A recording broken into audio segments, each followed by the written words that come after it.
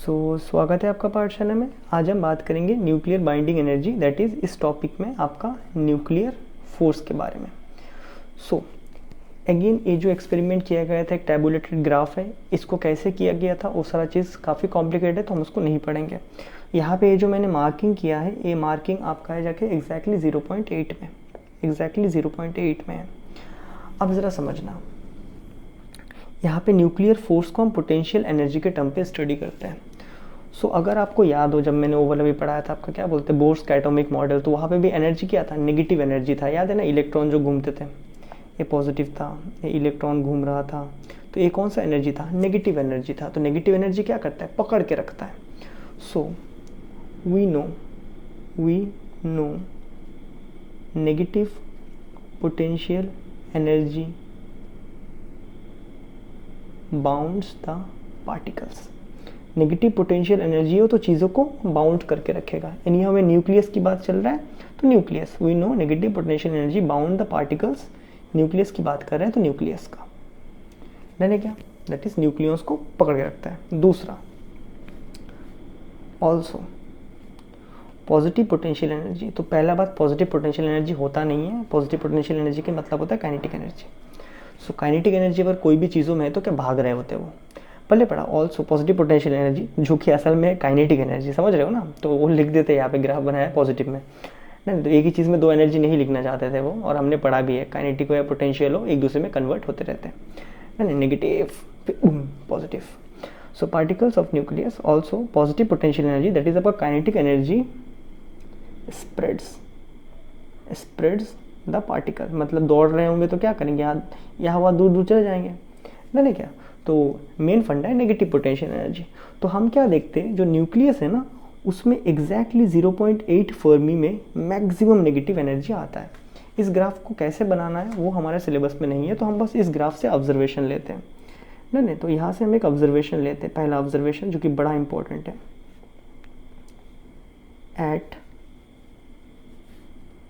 Eight distance that is r is equal to 0.8 किसमें, fermi, the nucleons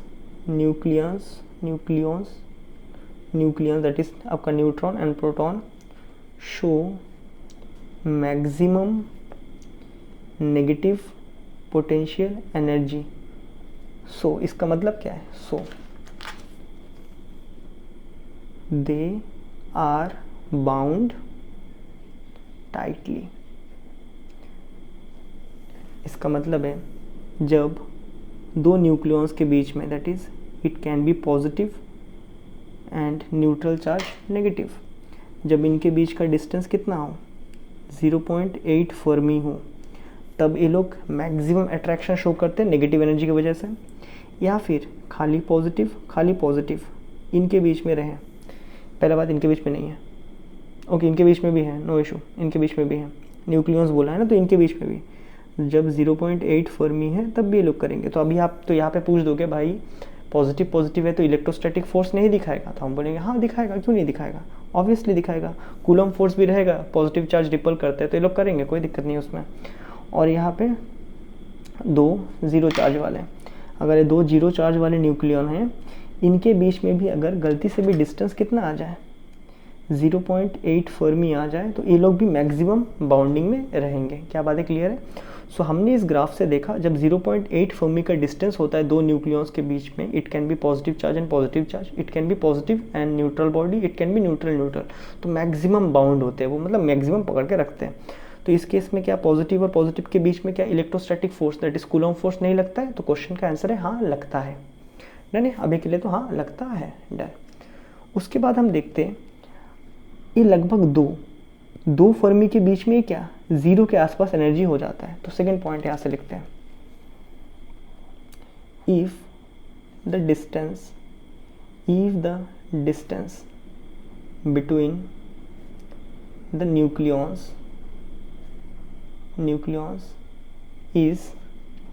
is greater than 2 Fermi, then the force between them between them is zero, nearly zero, zero के बराबर होता है, लगभग zero, approximately zero, is approximately zero के बराबर। यहाँ पे मैं फोर्स क्यों बोल रहा हूँ, एनर्जी मतलब क्या होता है, force into displacement, simple energy का फंडा, force into displacement, energy force के साथ रिलेटेड है, दैट इज़ हम लोगों ने क्लास 11 में बहुत पढ़ा है इस चीज़ को। तो मैं यहाँ पे क्या बोल रहा हूँ, जब ये डिस्टेंस यहाँ पे 2 के आसपास होता है तो हम क्या देखते हैं कि इसमें एनर्जी 0 के बराबर है। इसका मतलब क्या है, दे आर फ्री, कोई इनके बीच में ये नहीं लग रहा है। क्या बात है, क्लियर है? जब 0 के बराबर होता है तो यहाँ पे क्या बोलते हैं, क्या बोलते हैं, द फोर्स अप्रॉक्सीमेटली ज़ीरो, मतलब क्या है, अगर 2 से दूर चले गए न्यूक्लियर, मतलब न्यूक्लियस अगर 2 फर्मी से दूर चले गए तो इनके बीच में फोर्स ही नहीं लगेगा। पल्ले पड़ा क्या, 2 फर्मी बहुत छोटा होता है, बहुत छोटा, उनसे 2 फर्मी में चले गए तो इनके बीच में फोर्स ही नहीं लग रहा है, मतलब ये फ्री टू मूव है, ये फ्रीली मूव कर सकते हैं। इसका मतलब इस पॉइंट में जब 2 फर्मी से ज़्यादा होता है, एक क्या होता है, फ्री टू मूव होता है, ये आराम से मूव कर सकते हैं। अभी सेकेंड पॉइंट था। थर्ड पॉइंट, अगर ये 0.8 फर्मी से नीचे है, दिख रहा है क्या, जैसे ही थोड़ा सा नीचे पहुँचते तो एक्सट्रीम स्लोप है, मतलब ये पॉजिटिव की तरफ जाते हैं। That is if the distance between nucleons is less than 0.8 fermi, then positive में आ रहा है, पॉजिटिव पोटेंशियल एनर्जी मतलब क्या, रिपल्शन, काइनेटिक, भाग रहा है, देन रिपल्सिव इन नेचर। सो मैं यहाँ पे क्या बोलना चाहता हूँ, अगर यहाँ पे 0.8 फर्मी है तो मैक्सिमम अट्रैक्शन है, पकड़ के रख देंगे। इससे नीचे है, 0.8 से नीचे है तो रिपल्सिव है। इस बीच में अट्रैक्शन है, लेकिन जैसे ही ये 2 फर्मी तक पहुंचेगा, अट्रैक्शन कम हो रहा है, जैसे ही 2 फर्मी तक पहुंचेगा 0 पहुंच चुका होगा, पल्ले पड़ गया 8 फर्मी, आगे गया 0 में पहुंचा, अट्रैक्शन ना के बराबर है, तो 0 जैसे ही 2 फर्मी से ऊपर गया, ये लोग फ्री है मूव करने के लिए, न्यूक्लियस फ्रीली मूव कर सकते हैं। अभी इस ग्राफ को कैसे बनाया वो इंपॉर्टेंट नहीं है, जो कंक्लूजन है वो बड़ा इंपॉर्टेंट है। तो क्या है, 0.8 फर्मी में मैक्सिमम अट्रैक्शन, 0.8 फर्मी से नीचे न्यूक्लियस रिपल करेंगे, मतलब वहाँ आके बैठेंगे, मतलब वो लोग वहाँ आके कितना 0.8 में बैठना चाहेंगे। उसके बाद अगर वो 2 फर्मी से ज़्यादा आ जाए, उनके बीच का डिस्टेंस गलती से भी अगर 2 फर्मी से ज़्यादा कर दोगे डिस्टेंस, तो ये लोग फ्री टू मूव है, ये लोग अभी मूव कर सकते हैं। डन है, ओके। अब हम इसका ज़रा जस्टिफिकेशन पढ़ते हैं। तो मैंने यहाँ पे बोला था पॉजिटिव के बीच में क्या कूलम फोर्स नहीं लगेगा, इलेक्ट्रोस्टैटिक फोर्स, तो हाँ लगेगा। तो उस चीज़ को ज़रा जस्टिफिकेशन समझो, जस्टिफिकेशन या फिर कुछ भी बोलो, एग्जाम्पल है, सब चलेगा। तो मैं मेरे एग्जाम्पल के लिए मैं एक छोटा सा न्यूक्लियस बनाता हूँ। छोटा सा न्यूक्लियस, ये मैंने बनाया 2 पॉजिटिव चार्जेस और 2 न्यूट्रल चार्जेस। समझ गए होंगे मैंने किसको बनाया, ये क्या है तुम्हारा, ये है जाके मेरा हीलियम का न्यूक्लियस, हीलियम 4 2। यहाँ तक बात क्लियर है। अब मैं इसको थोड़ा जूम में बनाता हूँ, let's say 1000x zoom. 1000x zoom में जब मैंने बनाया, ये पॉजिटिव, ये पॉजिटिव, मतलब क्या बोलते हैं, न्यूट्रल, ये पॉजिटिव, ये पॉजिटिव। अब बहुत ध्यान देना, इनके बीच में मैं डिस्टेंस मानता हूँ कि 0.8 फर्मी है, मैं मानता हूँ 0.8 फर्मी, इसीलिए लोग न्यूक्लियस में बैठे हैं। क्या बात है, क्लियर है? तो 0.8 फर्मी मतलब क्या, इनके बीच में क्या लग रहा है, न्यूक्लियर फोर्स लग रहा है। ये रेड वाले क्या है आपके, ये रेड वाले सारे न्यूक्लियर फोर्स हैं। ये भी 2 न्यूक्लियॉन्स है, इसके बीच में भी न्यूक्लियर फोर्स लग रहा है। ये भी 2 न्यूक्लियॉन्स है, इसके बीच में भी न्यूक्लियर फोर्स लग रहा है। ये भी 2 न्यूक्लियॉन्स है, दैट इज न्यूक्लियस का पार्टिकल, तो इनके बीच में भी लग रहा है। ये भी 2 है, इनके बीच में भी क्या लग रहा है, न्यूक्लियर फोर्स लग रहा है। ये भी 2 है, इनके बीच में भी 2 न्यूक्लियर फोर्स लग रहा है।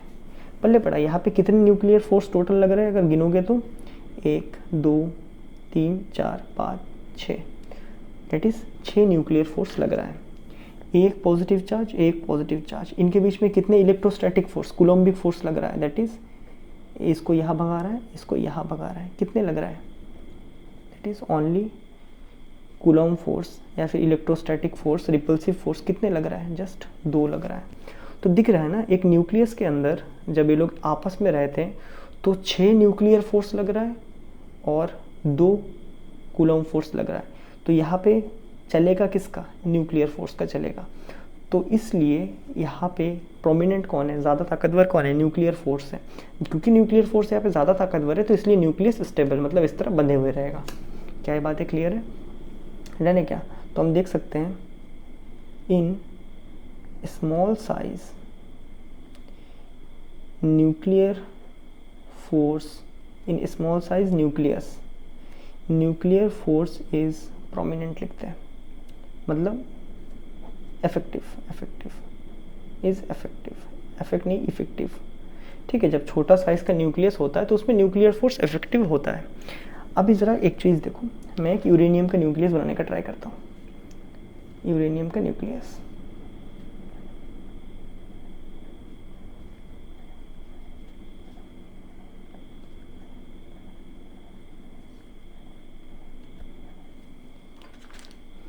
ये बन गए सारे ज़ीरो वाले, ये बना रहे हैं हम लोग पॉजिटिव चार्ज वाले।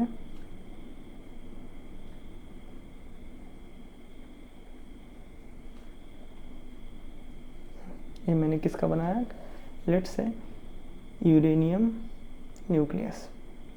ओके, मैंने एक और चीज़ यहाँ पे लिखना भूल गया था कि देख सकते हैं ना 0.8 फर्मी कितना छोटा डिस्टेंस है। तो इससे एक चीज़ समझ आता है, जो न्यूक्लियर फोर्स है वो एक शॉर्ट डिस्टेंस फोर्स है। तो यहाँ पे लिख लेते हैं nuclear force is a very short distance force, बहुत ही शॉर्ट डिस्टेंस फोर्स में। डन। दूसरा पॉइंट भी ले लेते हैं, न्यूक्लियर फोर्स, ये तो आप सबको पता है, nuclear force is much more stronger than Coulombic या इलेक्ट्रोस्टैटिक, जो भी बोलो, कूलम्बिक फोर्स। जैसे ये तो सबको पता था। न्यूक्लियर फोर्स बहुत ही शॉर्ट डिस्टेंस पे लगता है, 0.8 फर्मी, बहुत ही कम होता है। डन है। और ये मैंने एक यूरेनियम का न्यूक्लियस बनाया, तो अगर तुम यहाँ पे ध्यान दो, यहाँ पे कितने फोर्सेस लग रहे हैं। अगर मैं न्यूक्लियन टू न्यूक्लियन बोलूँ, 1 2 3, है क्या, 4 5 6, मतलब मैं क्या बोलना चाहता हूँ, क्या ए वाला न्यूक्लियन इस वाले न्यूक्लियन के साथ फोर्स लगा पाएगा? क्या ये दोनों न्यूक्लियन आपस में फोर्स लगा पाएंगे? नहीं लगा पाएंगे, इनमें डिस्टेंस काफ़ी ज़्यादा है। क्या उसी तरह ए वाला न्यूक्लियन इस पे फोर्स लगा पाएगा? नहीं लगा पाएगा, डिस्टेंस बहुत ज़्यादा है। इस तरह जो दूर के न्यूक्लियंस है ना, ये आपस में फोर्स नहीं लगा पा रहे हैं। दिख रहा है क्या? आपस में फोर्स नहीं लगा पा रहे हैं, तो यहाँ पे जो पॉजिटिव चार्ज वाले ये ज़्यादा पावरफुल हो जाते हैं। तो लिख देंगे, in case the nucleus is big, क्योंकि न्यूक्लियर फोर्स बहुत ही शॉर्ट रेंज में आता है, due to short range of nuclear force it become ineffective मतलब ज़ीरो। देखा था ना हमने, जैसे ये डिस्टेंस 2 फर्मी भाई बहुत छोटा होता है, जैसे लोग थोड़ा सा भी दूर चले जाएंगे तो इनके बीच में फोर्स क्या हो जाएगा, न्यूक्लियन टू न्यूक्लियन फोर्स 0 हो जाता है। पढ़ले पढ़ा, in case of big nucleus, जब ये लोग थोड़ा दूर में हो जाते हैं तो इनके बीच में फोर्स 0 लगता है, न्यूक्लियन टू न्यूक्लियन। ठीक है ना। तो in case the nucleus is big due to short range of nuclear force it become ineffective. ठीक है, न्यूक्लियन टू न्यूक्लियन अनइफेक्टिव हो जाता है। थोड़े बहुत में रहता है, नज़दीक वाले में रहेगा, जो बीच वाले हैं ना इनमें रहेगा, लोग तो नज़दीक है ना, जो बाहर वाले हैं ना इनमें नहीं लग रहा होता है, इन लोग अनइफेक्टिव हो जाते हैं। देन तब क्या होता है, तब आपका इलेक्ट्रोस्टैटिक फोर्स प्रोमिनेंट होता है। Then electrostatic force, that is आपका कूलम्बिक फोर्स इज प्रोमिनेंट या फिर इफेक्टिव। पल्ले पड़ा क्या? तब ये जो इलेक्ट्रोस्टैटिक रिपल्सिव फोर्स से ये ज़ोरदार बन जाता है, और जैसे ये ज़ोरदार बन जाता है तो ये क्या करता है, ये इतना रिपल्स कर देता है कि इसमें से कुछ पार्टिकल्स निकल जाते हैं। इसमें से क्या होता है, कुछ पार्टिकल्स पॉजिटिव चार्ज निकल जाते हैं, कुछ पॉजिटिव चार्ज इसमें से निकल जाते हैं, ऐसे कुछ पॉजिटिव चार्ज इसमें से निकलते रहते हैं। दैट इज़ जो निकलता है वो आपका हीलियम होता है, most of the time helium निकलता है। दैट इज़ इसे क्या कहते हैं हम, अल्फा पार्टिकल्स कहते हैं ना। अभी big size that is uranium में से हीलियम रेडिएशन कंटिन्यूस निकलता है। तो अभी बोलने का ज़रूरत है रेडिएशन क्यों निकलता है, इसी वजह से, क्योंकि जब न्यूक्लियस बड़ा हो जाता है ना, तो न्यूक्लियर फोर्स जो न्यूक्लियन के बीच में लगता है एक टू एक, क्योंकि डिस्टेंस बहुत ज़्यादा हो जाता है, 2 फर्मी से ज़्यादा हो जाता है, तो उनके बीच में न्यूक्लियर फोर्स लग नहीं पाता है। तो उस केस में जो इलेक्ट्रोस्टैटिक, जो रिपल्सिव फोर्स है, वो ताकतवर बन जाता है, और वो क्या करता है, न्यूक्लियस के अंदर में से पॉजिटिव चार्ज को निकाल के बाहर फेंक देता है। और उसी चीज़ को हम क्या बोलते हैं, इसी चीज़ को हम बोलते हैं रेडिएशन, नहीं रेडियो एक्टिविटी, रेडियो एक्टिविटी बोलते हैं, इसी चीज़ को हम बोलते हैं रेडियो एक्टिविटी। और जो मटेरियल ऐसा करते हैं उसे हम रेडियो एक्टिव मटेरियल कहते हैं। अभी आपको अच्छे से पता है, जो हैवियर न्यूक्लियस रहेंगे जिस मटेरियल का, वही रेडियो एक्टिव रहेगा। क्या बातें क्लियर है? यहाँ तक क्या हमें बातें क्लियर है? डन है। तो इसमें हमने क्या स्टडी किया, हमें 0.8 फर्मी में तो मैक्सिमम नेगेटिव एनर्जी, इसका मतलब क्या, मैक्सिमम बाउंड है 0.8 फर्मी में, 0.8 फर्मी से कम में जा रहा है तो रिपल्स कर रहा है, उसके बाद 0.8 से दूर जा रहा है, थोड़ा बहुत अट्रैक्शन है, लेकिन जब 2 फर्मी तक पहुंच गया फिर अट्रैक्शन 0 के बराबर है, डन है क्या। फिर हमने देखा अगर न्यूक्लियस साइज छोटा है, तो न्यूक्लियर फोर्स प्रोमिनेंट है, ठीक है ना, न्यूक्लियर फोर्स प्रोमिनेंट है तो वहाँ पे वो स्टेबल रहेगा। लेकिन जब न्यूक्लियर साइज बड़ा हो जाता है तो कि भाई मैक्सिमम न्यूक्लियॉन्स अपने बीच में फोर्स नहीं लगा पा रहे होते हैं, तो यहाँ पे पॉजिटिव चार्ज का जो फोर्स है वो ज़्यादा हो जाता है और पॉजिटिव चार्ज उसमें से बाहर निकलता है, जिसको हम कहते हैं रेडियो एक्टिविटी। और इसीलिए हमें, तुम कह सकते हो कि नेचर में खाली 118 एलिमेंट ही है, क्योंकि उसके ऊपर जाना है बोलने से उसका न्यूक्लियस को और बड़ा बनना पड़ेगा ना, उसका न्यूक्लियस और बड़ा बनेगा बोलने से क्या बनेगा, रेडियो एक्टिव बनेगा। वो अपने आप को तोड़ के क्या करेगा, वो अपने न्यूक्लियस को तोड़ के छोटा छोटा न्यूक्लियस बनाने का ट्राई करेगा, पड़ा क्या, छोटा छोटा न्यूक्लियस बनाने का ट्राई करेगा, जिससे कि वो क्या हो जाए, उसका न्यूक्लियस स्टेबल हो जाए, क्योंकि उनके बीच में तब फोर्स बैलेंस बनेगा, नहीं तो रिपल्सिव फोर्स क्या करेगा, उसको निकाल के बाहर फेंकते रहेगा, डन है क्या। तो ये था बेसिकली आपका न्यूक्लियर फोर्स के बारे में। तो आई होप आपको वीडियो में न्यूक्लियर फोर्स भी बहुत बड़े से समझ आया होगा। और इसके बाद हम आ जाएंगे जो कल का टॉपिक में मैंने पढ़ाया था ना, फ्यूजन और फिजन, उसको शुरू करेंगे। फिर इस टॉपिक को उठा के हम रेडियो एक्टिविटी करेंगे, डन है। तो मैं मिलता हूँ आपसे नेक्स्ट वीडियो में, तब तक के लिए गुड बाय।